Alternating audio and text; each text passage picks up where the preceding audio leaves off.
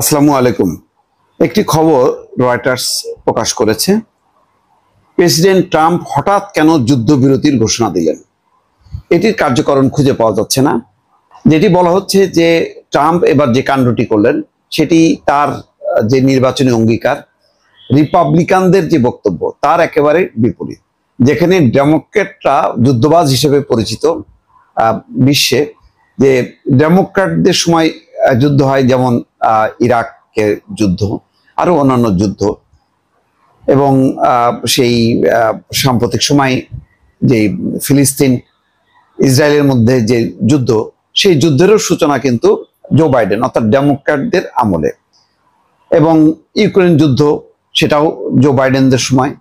সেখানে Donald Trump বারবার বলছিলেন তিনি যেদিন ক্ষমতায় আসবেন সেই দিন বা তার পরের দিনই যুদ্ধ বন্ধ হয়ে যাবে, ইউক্রেন যুদ্ধ থাকবে না, ইউক্রেন রাশিয়ার যুদ্ধ থাকবে না, থাকবে না এই